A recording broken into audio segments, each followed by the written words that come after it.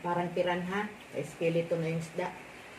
Sarap sanang kainin itong niya sa may tiyan, kaya lang may tinik.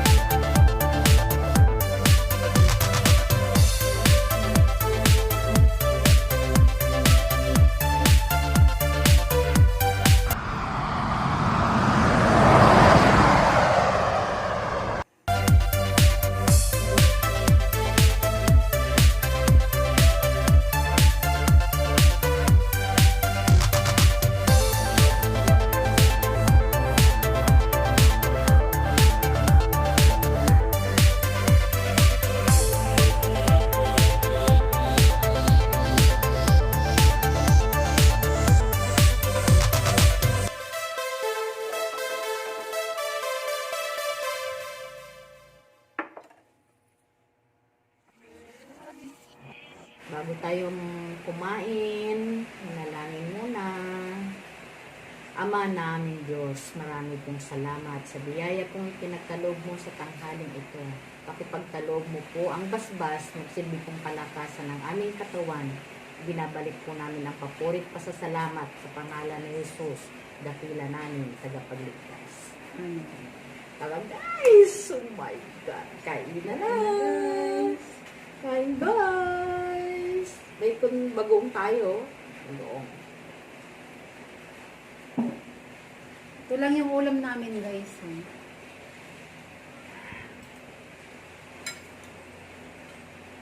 Anong luto nito? Pangat? Ano, sa amin, sa Bicol, ang tawag yan, ano? Inon-on. Inon-on na sira. Yan. Ano sila? Sira, ang sira sa amin, hindi yung bulok. Ang ibig sabihin ng sira sa amin, isda. Parehas lang naman sa Pangasinan. Ang sira. Mm-mm. Yan. Tamang-tama lang. Sarap, ano, guys. Kainin natin yung luya.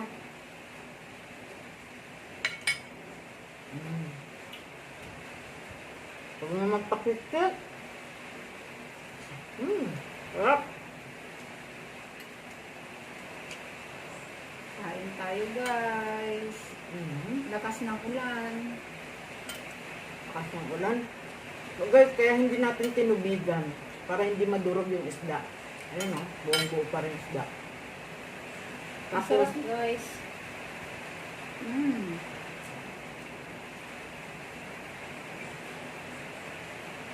Lalo itong ulam na ito pang parami ng kain. Ang lakas ng ulan guys. Baka marinig sa background natin. Wala pa naman tayong audio. Lamin mo. Kain si Bunso. Kain siya ng isdang maliit.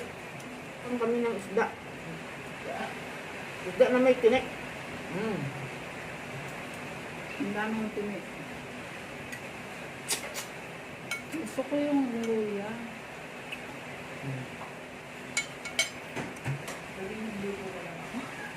Alam yung ito na itlog.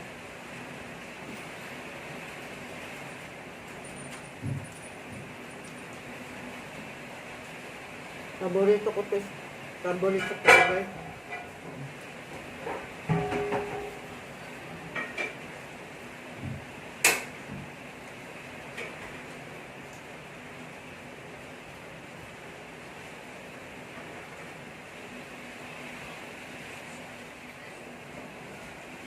Ano ko guys?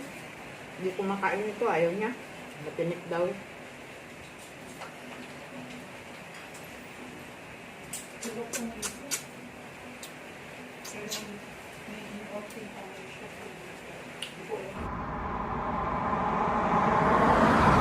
Kanin, please.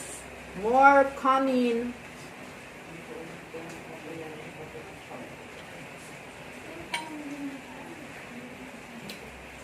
Kanin. Ayan.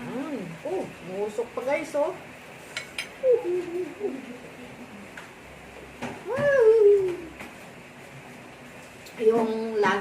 Yung timpla natin sa isda, guys, tama-tama lang. Hindi maalat, hindi matabang, sakto lang. Musok pa, guys. Pangalawang plato na to, mukbang talaga.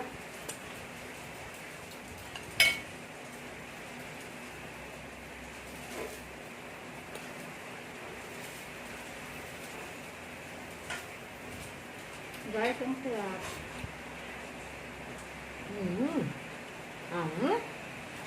Ang dim lang. Nam-nam.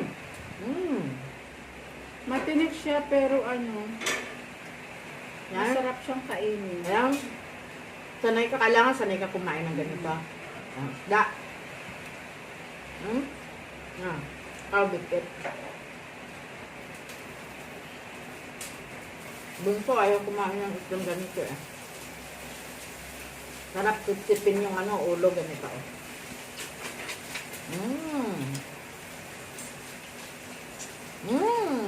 Yung lasa ng guys, nasa ulo eh. Ang kapal na ng balat ko sa kanya. Natalsikan ako ng pansika dito. Wala akong gagawin.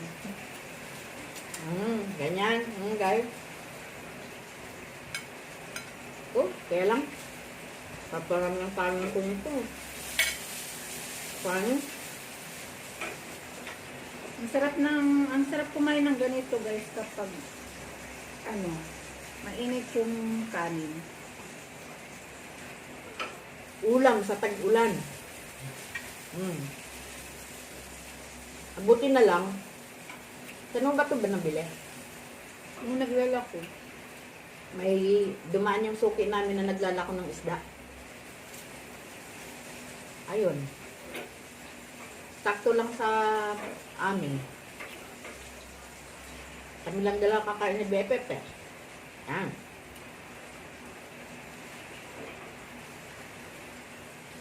Okay.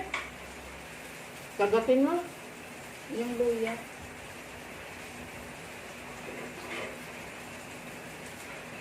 Masarap yun yung bagoong guys.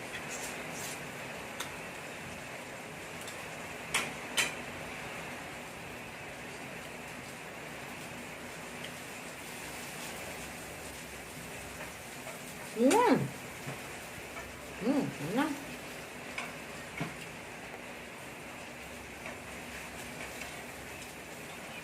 Masarap ang Domingo. Mamay.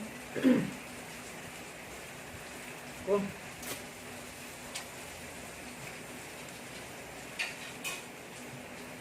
Pangalawang plato ko na to guys, oh.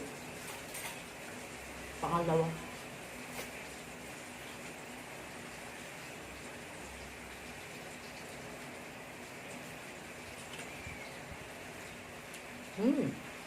Sarap. Parang wala kang reaction sa pagkain mo ah. Hindi makapagsalita guys sa sobrang Mahihain siya, oh. sarap. Ayun nga to. Isa lang masaya. Ayoko. Ayun nga to. Mm. Mm.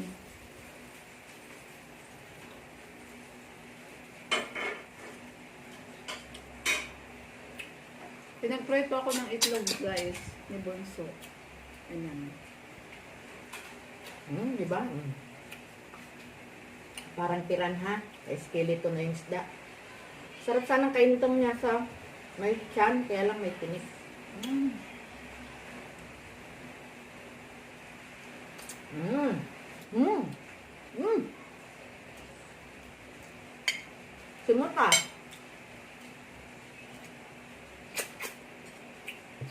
Mm.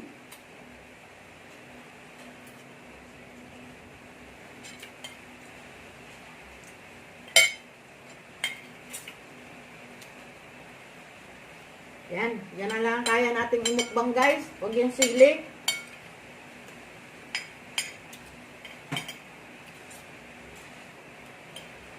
Tingnan natin ang sibuyas.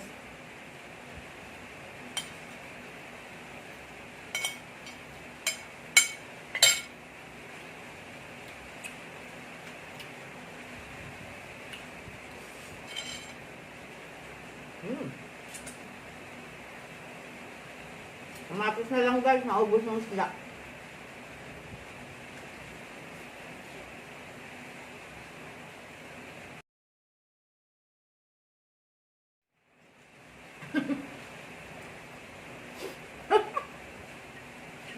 Before and after.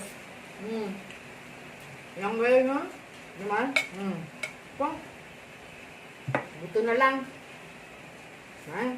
Buto, tinik. At tinik pala, hindi buto. Nubusan ako ng isda, bigkat ah. Ba? Ito nga.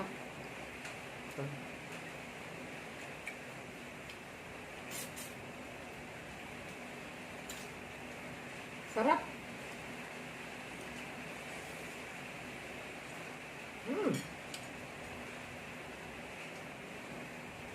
Kamatis lang, guys. Guys na. Masarap guys, kahit matinik.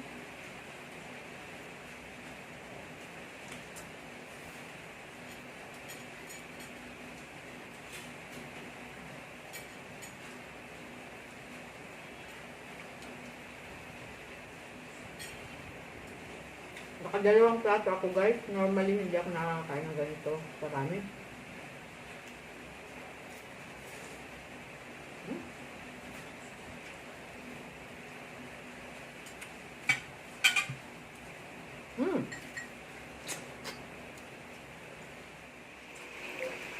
Yan, guys.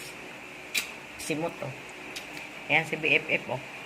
Mabagal kumain. Yan yung plato ko, guys, oh.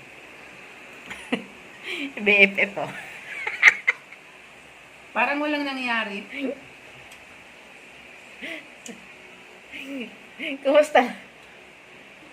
Para tayo mga PG. Patay gutom guys. Parang walang kain ng isang linggo. Grabe, oh. Kasi ilang days na walang kain na rice. Kaya ayan. Oh my God.